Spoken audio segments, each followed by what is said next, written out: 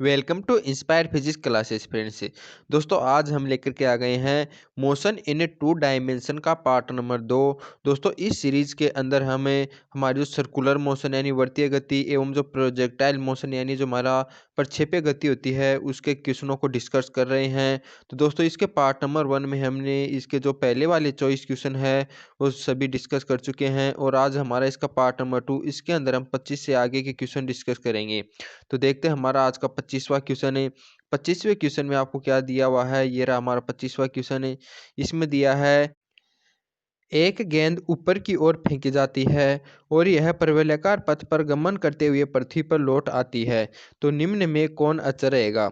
यानी दोस्तों इस क्वेश्चन में आपको क्या बताना है कि एक बॉल है, इसको अपवर्ड थ्रो किया गया है और यह पैराबोलिक पाथ के द्वारा पृथ्वी पर पुनः लौट आती है। तो आपको बताना है कि इस गति के दौरान इसके अंदर कौन सी राशि नियत रहेगी यानी अचर रहेगी। तो हमें ऑप्शन दिया हुआ है गेंद की गतिज ऊर्जा, गेंद की चाल, या वेग का क्षैतिज घटक या वेग का ऊर्ध्वाधर घटक है। तो इसका राइट आंसर हो जाएगा ऑप्शन नंबर सी वाला। यानी इस गति के दौरान दोस्तों हमारा जो हॉरिजॉन्टल कंपोनेंट है वेलोसिटी का, यानी वो होता है हमारा यू कोस थीटा। दोस्तों वह पूरी गति के दौरान कांस्टेंट रहता है, नियत रहता है, यानी कण यहाँ पर होता है तो भी इसकी जो क्षैतिज वेलोसिटी का मान यू कोस थीटा रहेगा और यहाँ पर रहेगी तो भी यू कोस थीटा रहता है। बल्कि दोस्तों हमारा जो इसका ऊर्ध्वाधर घटक होता है वेग का यू साइन थीटा होता है।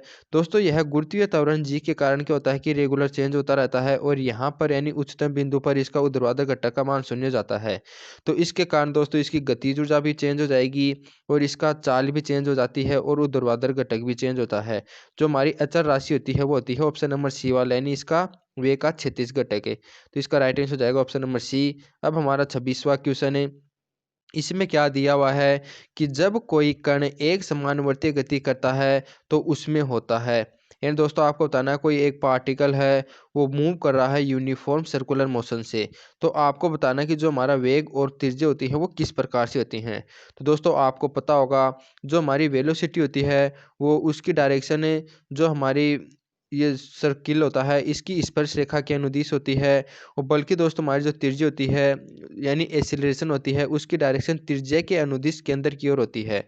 तो इस प्रकार से हम कह सकते हैं कि दोस्तों हमारी जो वेलोसिटी होती है वो तो स्पर्शरेखीय होता है और बल्कि जो त्वरण होता है वो होता है तिर्य्यी। तो इसका राइट आंसर हो जाएगा ऑप्शन नंबर बी वाला, यानी इस स्पर्शरेखीय वेग होता है और तिर्य्यी त्वरण होता है। अब हमारा नेक्स्ट क्वेश्चन है। इसमें क्या दिया हुआ है कि किसी वस्तु को क्षैतिज से 45 डिग्री के कोण पर प्रक्षेपित किया गया है तो वस्तु की क्षैतिज परास तथा अधिकतम ऊंचाई का अनुपात होगा। यानी दोस्तों आपको क्या बताया गया है कि कोई एक पार्टिकल है उसको 45 डिग्री के कोण से प्रक्षेपित किया गया है। तो आपको बताना है कि जो हमारी क्षैतिज परास आर है एवं मैक्सिमम ऊंचाई है यानी दोस्तों ऊंचाई है एच, इनका अनुपात बताना कितना होता है। तो हम जानते हैं कि दोस्तों हमारा जो क्षैतिज परास आर का जो फॉर्मूला होता है वो होता है you square sine 2 theta upon में होता है जी। तो दोस्तों यहाँ पर थीटा का मान यदि अपन 45 रखते हैं तो हमें ये प्राप्त हो जाता है यू स्क्वायर अपॉन में जी। और दोस्तों हाइट का फॉर्मूला आपको पता होगा वो होता है you square sine square theta upon में 2g होता है। इसके अंदर थीटा का मान यदि अपन 45 रखते हैं तो h का मान हमें यू स्क्वायर अपॉन में 4g प्राप्त होगा। तो इस प्रकार से दोस्तों अपन r अपॉन h का मान निकालेंगे, यानी r के अंदर h का भाग देंगे तो हमें प्राप्त होगा 4 अपॉन में 1। यानी दोस्तों क्षैतिज परास एवं जो अधिकतम ऊंचाई का जो अनुपात में प्राप्त हो गया वो कितना होगा 4:1। तो इसका जो राइट आंसर हो जाएगा वो जाएगा ऑप्शन नंबर डी वाला। अब हमारा नेक्स्ट क्वेश्चन है, नहीं आज का 28वां क्वेश्चन है। इसके अंदर क्या दिया हुआ है कि मुड़ते समय कार कभी कभी पलट जाती है। जब यह पलटती है तो सबसे पहले भीतरी पहिए जमीन को छोड़ते हैं या बाहरी पहिए जमीन को छोड़ते हैं या दोनों एक साथ जमीन को छोड़ते हैं। दोस्तों इसका जो राइट आंसर हो जाएगा वो जाएगा ऑप्शन नंबर ए वाला, यानी दोस्तों पहले भीतरी पहिए जमीन को छोड़ते हैं। दोस्तों ऐसा क्यों होता है, क्योंकि दोस्तों मान लेते हैं ये गाड़ी है हमारी और ये इस यानी वर्ताकार मोड़ पर घूम रही है। तो दोस्तों अपन देखते हैं इसके जो टायर होते हैं वो जमीन यानी सड़क के साथ दोस्तों सटे होते हैं, यानी घर्षण के द्वारा जुड़े होते हैं। तो इनको आवश्यक अभिकेंद्रीय बल मिल पाता है, लेकिन दोस्तों इसकी छत होती है इसको आवश्यक अभिकेंद्रीय बल नहीं मिल पाता है क्योंकि ये स्वतंत्र होती है। तो इसके कारण इस पर अपकेंद्रीय बल लगता है है बाहर की ओर। तो दोस्तों ये ऊपर से तो बाहर की ओर जाने लगती है और इसके टायर घर्षण बल के कारण आपसे कभी केंद्रीय बल मिल पाता है। तो जैसे ही बाहर की ओर होगी तो दोस्तों सबसे पहले इसके अंदर वाले टायर ऊपर उठेंगे। तो इसका राइट आंसर हो जाएगा ऑप्शन नंबर ई वाला, यानी कभी कभी कार पलट जाती है तो सबसे पहले उसकी भीतरी पहिए जमीन को छोड़ते हैं। तो इसका राइट आंसर हो जाएगा ऑप्शन नंबर ए। अब आपका नेक्स्ट क्वेश्चन है, इसमें दिया हुआ कि यांत्रिक घड़ी के सेकंड वाले कांटे का कोणीय वेग होगा। एंड दोस्तों आपको पता होना चाहिए जो कोणीय वेग का फॉर्मूला होता है ओमेगा, वो होता है कि तय किया गया कोण और कोण को तय करने में जो लगा समय होता है वो। तो दोस्तों हम जानते हैं जो सेकंड वाली सुई होती है वो एक चक्कर पूरा 60 सेकंड में पूरा करती है, यानी जो 2 पाई एंगल है वो कितने समय में करती है 60 सेकंड में। यही हमारी हो जाएगी इसका कोणीय वेग और ये हमारा निकल कर आ जाएगा पाई बट्टे 30 रेडियन पर सेकेंड।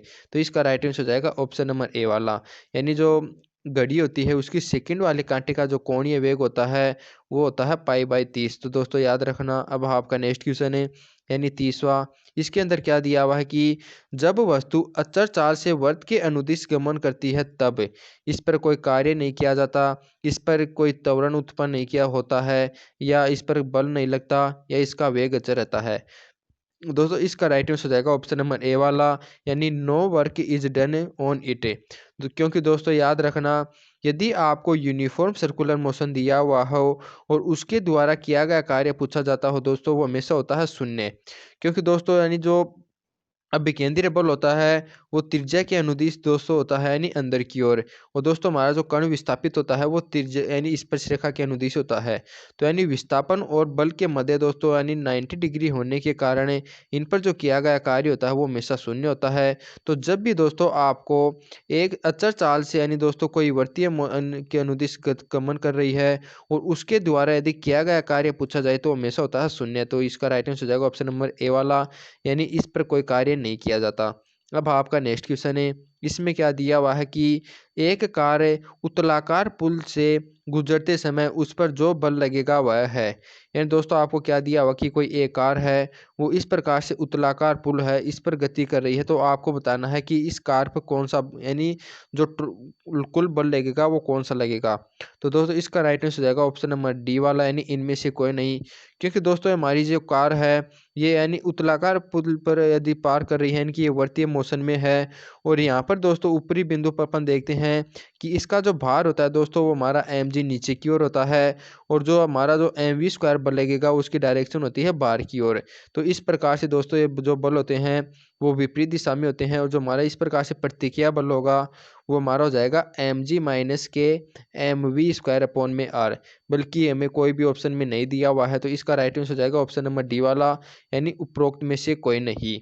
अब अब हमारा नेक्स्ट क्वेश्चन है 32वें क्वेश्चन में आपको दिया हुआ है कि एम द्रव्यमान का एक गोला पिंड एल लंबाई की डोरी से बांधकर क्षैतिज वर्तमार्ग पर वी चाल से घुमाया जाता है, तो इसे पूर्ण क्षैतिज चक यानी वर्त में घुमाने हेतु किया गया कार्य है। यानी दोस्तों आपको बताया गया कि एम द्रव्यमान का एक पिंड है उसको एल लंबाई की डोरी से बांधकर यानी क्षैतिज यानी वर्त में घुमाया जा रहा है, तो आपको बताना है कि घुमाने हेतु किया गया कार्य है। तो दोस्तों मैंने आपको बताया है कि यानी कि जो वर्तीय गति के अंदर जो किया गया कार्य होता है वो हमेशा शून्य होता है, क्योंकि इसका जो विस्थापन होता है वो स्पर्श रेखा के अनुदिश होता है और जो बल होता है वो त्रिज्या के अनुदिश होता है। और हम जानते हैं कि जो बल का फॉर्मूला होता है यानी कार्य का फॉर्मूला होता है वो बल गुणा विस्थापन इंटू कोस थीटा होता है, यानी एफ डी कोस थीटा। यहाँ पर 90 डिग्री रहेंगे थीटा का मान है, तो हमें जो किया गया कार्य है वो शून्य प्राप्त हो जाता है। तो इसका भी राइट आंसर हो जाएगा ऑप्शन नंबर ए वाला।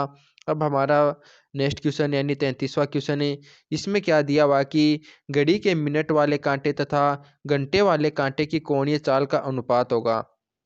यानी कि दोस्तों हमारी जो घड़ी की घंटे वाली सुई एवं मिनट वाली सुई होती है इन दोनों की कोणीय चाल का अनुपात आपको बताना है। तो दोस्तों पहले अपन निकालेंगे ओमेगा का मान घंटे वाली सुई के लिए। तो दोस्तों हम जानते हैं जो घंटे वाली सुई होती है वो एक चक्कर अपना 60 मिनट में पूरा करती है, तो इसका कोणीय वेग हो जाएगा 2 पाई अपॉन में 60 रेडियन पर मिनट है। और दोस्तों हमारी जो मिनट वाली सुई होती है वो दोस्तों हम जानते हैं एक चक्कर आपका यानी दोस्तों 12 घंटे में पूरा करती है, यानी 12 गुणा 60 यानी मिनट में पूरा करेगी। तो ये जाएगी हमारी मिनट वाले के लिए, यानी ये होवर ये मिनट है। तो दोस्तों इन दोनों का अनुपात अपन निकाल लेंगे, यानी इसको इससे डिवाइड करेंगे तो हमारे को प्राप्त हो जाएगा 12/1। तो इस प्रकार से घंटे वाली सुई की कोणीय चाल और मिनट वाली सुई की जो कोणीय चाल है उनका अनुपात में प्राप्त हो जाएगा 12/1, यानी 12:1। तो इसका राइट आंसर हो जाएगा ऑप्शन नंबर सी वाला। अब आपके लिए नेक्स्ट क्वेश्चन है, यानी 34वें क्वेश्चन में क्या दिया हुआ है कि 10 केजी तथा 5 केजी की दो वस्तुएं क्रमशः आर तथा आर त्रिज्या के संकेंद्रीय वृत्तों में समान आवर्तकाल से गति कर रही हैं, तो उनके अभिकेंद्रीय त्वरण अनुपात होगा, यानी अभिकेंद्रीय त्वरण का अनुपात है। दोस्तों आपको क्या दिया हुआ है कि वह समान आवर्तकाल से गति कर रहे हैं, यानी दोस्तों आवर्तकाल समान है तो यानी कि इनका कोणीय वेग भी समान होगा, एंगुलर वेलोसिटी। क्योंकि दोस्तों हम जानते हैं एंगुलर वेलोसिटी का फॉर्मूला होता है 2π/t। यदि इन दोनों समान आवर्तकाल से गति कर रहे हैं तो इनका एंगुलर वेलोसिटी भी समान होगी। तो हम जानते हैं दोस्तों एसिलरेशन का जो फॉर्मूला होता है वो ω²x यानी ω²r होता है। तो इस प्रकार से अपन देखते हैं एसिलरेशन जो समानुपाती होता है वो आर के होता है। तो इस तरह से अपन A1/A2 का मान निकाल लेंगे, वो हमारा R/R प्राप्त हो जाएगा, यानी कि क्योंकि इसके समानुपाती होती है। तो 10 केजी के लिए हमारा हो जाएगा 10 केजी और 5 केजी के लिए जो एसिलरेशन का अनुपात हो जाएगा वो R/R हो जाएगा। तो इसका राइट आंसर हो जाएगा ऑप्शन नंबर ए वाला। दोस्तों आपने पढ़ा होगा कि हमारा जो एसिलरेशन का फॉर्मूला होता है वो A = V²/में भी R होता है। तो यहाँ से आप कहोगे कि यहाँ तो एक्सेलरेशन हमारा आर की व्युत्क्रम अनुपाती है और यहाँ पर आपने समानुपाती लिया। दोस्तों यहाँ पर ऐसा क्यों होता है, क्योंकि यहाँ पर हमें दिया हुआ कि वह समान आवर्तकाल से गति कर रही है। यानी दोस्तों ये जो वर्तीय गति है हमारी वो यूनिफॉर्म नहीं है, अनयूनिफॉर्म है, यानी असमान है, यानी कि इनकी वेलोसिटी का मान कांस्टेंट नहीं है बल्कि आवर्तकाल समान है, यानी ओमेगा समान है। इसलिए हमने ओमेगा को यहाँ पर कांस्टेंट राशि माना है, यानी एक्सीलरेशन आर के समानुपाती हो गया। तो इस प्रकार से इसका राइट आंसर हो जाएगा ऑप्शन नंबर ए वाला। अब आपके लिए नेक्स्ट क्वेश्चन है, यानी 35वां क्वेश्चन है। इसमें क्या दिया हुआ है कि प्रक्षेपी गति के किस बिंदु पर त्वरण तथा वेग परस्पर लंबवत होते हैं। यानी दोस्तों इस क्वेश्चन में आपको क्या बताना है कि जो हमारे प्रक्षेपी मोशन होता है यानी प्रोजेक्टाइल मोशन होता है उसके अंदर एक्सीलरेशन एवं वेलोसिटी के मध्य दोस्तों 90 डिग्री का एंगल किस स्थान पर होता है। तो दोस्तों वो होता है चरम बिंदु पर। क्योंकि यहाँ पर हम जानते हैं कि वेग का जो ऊर्ध्वाधर घटक है दोस्तों हमारा शून्य हो जाता है केवल, यानी क्षैतिज घटक यूं कोष्ठता ही रहता है। और यहाँ पर जो त्वरण का मान होता है जी वो भी नीचे होता है। तो अपन कह सकते हैं जो एक्सीलरेशन और जो हमारा वेलोसिटी है उन दोनों के मध्य यहाँ पर 90 डिग्री का कोण होता है, यानी परपेंडिकुलर होते हैं। तो इसका राइट आंसर हो जाएगा ऑप्शन नंबर सी वाला, यानी उच्चतम बिंदु पर क्या होते हैं कि त्वरण एवं वेग परस्पर लंबवत होते हैं। तो इसका राइट आंसर हो जाएगा ऑप्शन नंबर सी। अब हमारा 36वां क्वेश्चन है। इसके अंदर आपको दिया हुआ कि एक कण नियत चाल से वर्तीय पथ पर घूम रहा है तो इसका त्वरण होगा। यानी दोस्तों एक कण है वो नियत चाल से यानी यूनिफॉर्म एंगुलर वेलोसिटी से दोस्तों एक वर्तीय पथ पर घूम रहा है। तो आपको बताना है कि इसकी जो त्वरण होगा। तो दोस्तों मैंने आपको बताया था कि त्वरण होता है वो त्रिज्या के अनुदिश अंदर की तरफ होता है। तो इसका राइट आंसर हो जाएगा ऑप्शन नंबर सी वाला, यानी इसका त्वरण एक्सीलरेशन का हो जाएगा रेडियल हो जाएगा और इंसर्ट यानी अंदर की ओर। अब हमारा नेक्स्ट क्वेश्चन है, यानी 37वां क्वेश्चन है। इसमें दिया हुआ है कि क्षैतिज से थीटा कोण पर फेंके गए एक पत्थर की अधिकतम ऊंचाई h है तब पत्थर का उड्डयन काल होगा। यानी कि दोस्तों आपको बताना है कि जो एक पत्थर है उसको थीटा कोण से फेंका गया है और उसका जो हॉरिजेंटल है यानी दोस्तों अधिकतम ऊंचाई है वो है h। तो आपको इसका उड्डयन काल बताना है कितना होगा। तो दोस्तों हम जानते हैं कि जो हमारा मैक्सिमम हाइट का फॉर्मूला होता है वो कितना होता है u² sin² θ/2g होता है। और आपने पढ़ा होगा कि जो उड्डयन काल का फॉर्मूला होता है वो होता है 2u sin θ/g। तो दोस्तों यहाँ से अपन t² करते हैं तो t² में प्राप्त हो जाएगा 4u² sin²θ/g²। तो दोस्तों यहाँ से अपन h को यानी दोस्तों यदि t² में अपन h से डिवाइड करेंगे तो हमें कितना प्राप्त हो जाएगा, यहाँ पर 8/g प्राप्त होगा। तो दोस्तों यहाँ से यदि आप t का मान निकालोगे तो आपको √8 h/g प्राप्त हो जाएगा। यानी कि दोस्तों इसके अंदर अपन इससे डिवाइड करेंगे तो हमें रूट 8 अपॉन में जी प्राप्त हो, यानी 8 अपॉन में जी प्राप्त होगा। और इससे आगे यदि अपन टी को अपन मान निकालेंगे तो रूट 8 अपॉन में जी प्राप्त हो जाएगा, यानी इसको अपन लिख सकते हैं 2 रूट 2h अपॉन में जी। तो इस क्वेश्चन का जो राइट आंसर जाएगा वो जाएगा ऑप्शन नंबर बी वाला। यानी यदि किसी कोण यानी पत्थर को थीटा कोण से फेंका जाता है और वह अधिकतम ऊंचाई एच तय करती है तो उसका ओडियन काल हो जाएगा 2√2h अपॉन में जी। तो इसका राइट आंसर हो जाएगा ऑप्शन नंबर बी वाला। अब आपके लिए 38वां क्वेश्चन है, वी चाल से आर त्रिज्या के वर्त में एक समान गति करते हुए एम द्रव्यमान के पिंड पर लगने वाले अभिकेंद्रीय बल का परिणाम होता है। यानी दोस्तों आपको क्या दिया हुआ है कि यानी एक समान वर्तीय गति में जो कण की वेलोसिटी है वो आपको v दी हुई है और इसकी जो रेडियस है वो आपको r दी हुई है और इसका द्रव्यमान m दिया हुआ है। तो हम जानते हैं अभिकेंद्रीय का फॉर्मूला इन तीनों को पद में होता है, वो होता है mv² अपॉन में r। तो इसका राइट आंसर हो जाएगा ऑप्शन नंबर बी वाला। दोस्तों याद रखना अभिकेंद्रीय बल का जो फॉर्मूला होता है वो mv² अपॉन में r होता है। तो इसका राइट आंसर हो जाएगा ऑप्शन नंबर बी। अब आपका नेक्स्ट क्वेश्चन है, इसमें क्या है कि एक कार समान वेग v से एक वृत्तीय मार्ग पर मुड़ती है यदि उसके भीतरी तथा बाहरी पहिए पर प्रतिक्रिया बल R1 तथा R2 हो तो।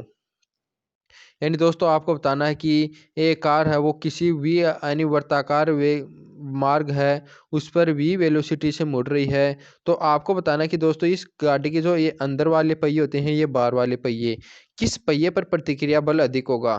तो दोस्तों इसका राइट आंसर हो जाएगा ऑप्शन नंबर, इसका राइट आंसर है दोस्तों ऑप्शन नंबर बी वाला। यानी दोस्तों हमारा जो बाहर वाले पहिए हैं इन पर प्रतिक्रिया बल होगा वो अधिक हो जाएगा, यानी R2 का मान अधिक होगा।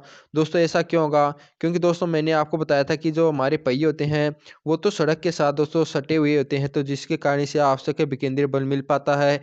बल्कि ऊपरी जो छत होती है वो फ्री होती है, यानी फ्रीडम होती है, स्वतंत्र होती है, तो अभिकेंद्रीय बल नहीं मिल पाता। तो अपकेंद्रीय बल होता है इसको बाहर की ओर खींचेगा। दोस्तों ये इसकी बाहर की ओर खींचेगा तो ये हमारा पहिया होगा इस पर दबाव अधिक लगेगा और ये ऊपर उठेगा। तो दोस्तों इस पर जो प्रतिक्रिया बल होगा इसका ऊपर आर की तरफ वो मैक्सिमम हो जाएगा, यानी R2 का मान हमारा R1 से अधिक हो जाएगा। तो इसका जो राइट आंसर हो जाएगा वो जाएगा ऑप्शन नंबर बी वाला। अब हाँ नेक्स्ट क्वेश्चन है दोस्तों, ये जो सभी क्वेश्चन है वो आपके एग्जाम की दृष्टि से बहुत ही इंपॉर्टेंट है। तो कोई भी क्वेश्चन को दोस्तों आपको स्किप नहीं करना है, ये बहुत ही इंपॉर्टेंट आपके एग्जाम में पूछे जाते हैं ऐसे क्वेश्चन है। अब देखते हैं हमारा नेक्स्ट क्वेश्चन आज का 40वां क्वेश्चन है। इसमें क्या दिया हुआ है कि एक रेलगाड़ी उत्तर दिशा में जा रही है, एक स्थान पर यह उत्तर पूर्व की ओर मुड़ती है। तो हम देखते हैं कि यानी दोस्तों आपको बताया गया है कि एक रेलगाड़ी है वो उत्तर की ओर जा रही है और फिर वह धीरे धीरे उत्तर पूर्व दिशा में मुड़ती है। तो दोस्तों आपको बताना है कि मान लेते हैं दोस्तों इस प्रकार की इसकी पटरी है, तो आपको बताना है कि किसकी रेडियस अधिक होगी। तो दोस्तों हमारी जो रेडियस होती है सामान्य से बात आपको देखते होंगे, यानी कि अंदर वाला कम वर्ष से गुजरेगा और बाहर वाला बाहर की ओर गुजरता है। तो रेडियस का मान होता है वो बाहरी पटरी की त्रिज्या की अधिक होती है। तो इसका राइट आंसर हो जाएगा ऑप्शन नंबर ए वाला। यानी बाहरी पटरी की जो वक्रता त्रिज्या है वो भीतरी पटरी से अधिक होता है, यानी ये अंदर वाली पटरी है इससे अधिक त्रिज्या होती है बाहरी वाले की। तो इसका राइट आंसर हो जाएगा ऑप्शन नंबर ए वाला। अब आपका नेक्स्ट क्वेश्चन है यानी 41वां क्वेश्चन है। इसमें आपको दिया हुआ है एक आदमी एक पत्थर को अधिकतम h ऊंचाई तक फेंक सकता है, तो वह पत्थर को अधिकतम कितनी दूरी तक फेंक सकेगा। यानी दोस्तों आपको क्या दिया हुआ है कि एक आदमी है एक पत्थर को अधिकतम h हाइट तक फेंक सकता है, तो आपको बताना है कि वह अधिकतम उसको कितनी दूरी तक फेंक सकेगा। दोस्तों हम जानते हैं अधिकतम जो हाइट का जो फॉर्मूला होता है वो U² अपॉन में 2G होता है, और बल्कि दोस्तों हमारी जो मैक्सिमम यानी कि 236 प्रास का फॉर्मूला होता है वो होता है U² अपॉन में जी। यानी कि दोस्तों हम देखते हैं कि जो हमारी मैक्सिमम दूरी का जो फॉर्मूला होता है वो मैक्सिमम ऊंचाई का 2 गुना होता है। यदि मैक्सिमम ऊंचाई हमारी h है तो ये जो हमारी मैक्सिमम दूरी हो जाएगी वो जाएगी 2h। तो इसका राइट आंसर हो जाएगा ऑप्शन नंबर सी वाला। दोस्तों ये कैसे आते हैं, तो ये मैं आपको बता दूं कि हमारा जो मैक्सिमम हाइट का फॉर्मूला होता है वो U² sine square theta upon में 2G होता है। और हम जानते हैं जब इसको ऊर्ध्वाधर ऊपर की ओर फेंकते हैं यानी 90 डिग्री पर फेंकते हैं तब यानी अधिकतम ऊंचाई तय करती है। यानी यदि थीटा का मान अपन 90 रखेंगे तो हमारा 1 हो जाएगा और मैक्सिमम हाइट का फॉर्मूला हो जाता है U² अपॉन जी 2G। इसी प्रकार से दोस्तों अपन थीटा का मान यदि क्षैतिज परास के फॉर्मूले में 45 डिग्री रखते हैं तो आर मैक्सिमम हमें प्राप्त होता है यू स्क्वायर अपॉन में जी, जो कि इससे 2 गुना होता है। तो यदि एच है तो हमारी जो अधिकतम दूरी हो जाएगी वो जाएगी 2h। तो इसका राइट आंसर हो जाएगा ऑप्शन नंबर सी वाला। अब हमारा आज का 42वां क्वेश्चन है। इसमें क्या दिया हुआ कि एक गेंद जिसकी गतिज ऊर्जा ई है क्षैतिज से 45 डिग्री पर फेंकी जाती है तो इसकी उड़ान के दौरान उच्चतम बिंदु पर गतिज ऊर्जा होगी। दोस्तों हम जानते हैं गतिज ऊर्जा का जो फॉर्मूला होता है वो 1/2 mv² होता है। जब दोस्तों इसको यहाँ से फेंका जाता है तो इस स्थान पर जो वेलोसिटी का मान मान लेते हैं दोस्तों यूं है, तो यहाँ पर इसकी गतिज ऊर्जा हो जाएगी हमारी 1/2 mv²। और दोस्तों यहाँ पर हम जानते हैं कि दोस्तों वेग का जो ऊर्ध्वाधर घटक है यू साइन थीटा उसका मान शून्य हो जाता है, केवल क्षैतिज घटक यानी यू कोस थीटा ही बचता है। तो यहाँ पर जो हमारी गतिज ऊर्जा जाएगी वो जाएगी हमारी 1/2 m u² cos square theta हो जाएगी। और हमें थीटा का मान क्या दिया हुआ है 45 डिग्री। तो थीटा का मान यदि अपन यहाँ पर 45 रखेंगे तो कोस 45 का मान होता है 1/√2 और इसका स्क्वायर करेंगे तो हमारा कितना बच जाएगा 1/2। तो दोस्तों ये हो जाएगा हमारा 1/2 mu² 1/2। और ये हो गई दोस्तों हमारी प्रारंभिक एनर्जी यानी ई। तो दोस्तों यहाँ हमारी उच्चतम बिंदु पर जो एनर्जी का मान हो जाएगा वो हो जाएगा E/2, क्योंकि दोस्तों यानी प्रारंभिक एनर्जी हमारी ई थी ये हमें प्राप्त हो गई 1/2 mu²। तो 1/2 mu² की जगह अपन ई रख देंगे और बाकी का हमारा बचता है 1/2, यानी कि उच्चतम बिंदु पर जो गतिज ऊर्जा जाएगी वो जाएगी हमारी E/2। तो इसका राइट आंसर हो जाएगा ऑप्शन नंबर बी। अब है नेक्स्ट क्वेश्चन हमारा 43वां। किसी प्रक्षेपण के मार्ग के शिखर मान पर त्वरण होता है। यानी दोस्तों आपको बताना है कि जो हमारा कोई प्रक्षेपण का ये मार्ग है इसके शीर्ष भाग पर दोस्तों आपको बताना है कि जो त्वरण होता है वो कितना होता है। तो दोस्तों मैं आपको पता होगा कि यहाँ पर केवल गुरुत्वीय त्वरण लगता है वो होता है नीचे की तरफ है। तो जी का मान हो जाएगा यहाँ पर, इसका राइट आंसर होगा ऑप्शन नंबर डी वाला। यानी प्रक्षेपण के मार्ग के शिखर मान पर जो त्वरण का मान होता है वो होता है हमारा जी यानी जी। तो इसका राइट आंसर हो जाएगा ऑप्शन नंबर डी वाला। अब आपका आज का लास्ट सेकंड क्वेश्चन है 44वां। इसके अंदर क्या दिया हुआ कि जब किसी वस्तु को क्षैतिज तल से थीटा पर तथा यू वेग से प्रक्षेपित किया जाता है तो इसके द्वारा क्षैतिज तय दिशा में तय की गई दूरी, यानी दोस्तों आपको जो क्षैतिज परास का फॉर्मूला होता है वो आपको बताना कितना होता है। तो आपको पता होगा कि u² sin 2θ अपॉन में जी होता है। तो इसका राइट आंसर हो जाएगा ऑप्शन नंबर सी वाला। दोस्तों यानी क्षैतिज यानी गति के अंदर जो जितने भी फॉर्मूले हैं वो बहुत ही इंपॉर्टेंट है, इनको आप याद रखें। तो इसका राइट आंसर हो जाएगा ऑप्शन नंबर सी। अब हमारा आज का अंतिम क्वेश्चन है। इसके अंदर क्या कहा गया कि वायु प्रतिरोध को नगण्य मानने पर प्रक्षेपण का उड्डयन काल किसके द्वारा दिया जाता है। यानी दोस्तों हमारा जो प्रक्षेपण का उड्डयन काल होता है वो किसके द्वारा दिया जाता है यानी टी, वो आपको बताना। तो दोस्तों आपको पता होगा इसका राइट आंसर हो जाएगा ऑप्शन नंबर ए वाला, क्योंकि दोस्तों टी का जो फॉर्मूला होता है वो 2u साइन थीटा अपॉन में जी होता है। यानी दोस्तों ये जो निर्भर करता है जो हमारा वेग होता है उसका ये होता है ऊर्ध्वाधर घटक यू साइन थीटा, यानी कि जो हमारा उड्डयन काल होता है वो ये जो हमारा वेग का ऊर्ध्वाधर घटक होता है उसे दिया जाता है यानी यू ऊर्ध्वाधर। तो इसका राइट आंसर हो जाएगा ऑप्शन नंबर ए वाला। बाकी के दोस्तों हमारे जो रिमेनिंग क्वेश्चन है उसको करेंगे अपन अगले पार्ट में। तो आज तक अपन यानी हमने 45 क्वेश्चन कर लिए हैं। तो दोस्तों ये क्वेश्चन आपको कैसे लगे आप कमेंट करके जरूर बताइएगा। और दोस्तों ये क्वेश्चन आपको थोड़ा बहुत भी अच्छे लगते हैं तो दोस्तों आप हमारे इस वीडियो को ज़्यादा से शेयर करें और अपने दोस्तों को भी बताएं इन क्वेश्चनों के बारे में, जिससे कि दोस्तों वो भी इनका लाभ उठा सकें। तो जय हिंद दोस्तों। जब दोस्तों इस वीडियो को ज़्यादा से शेयर करें।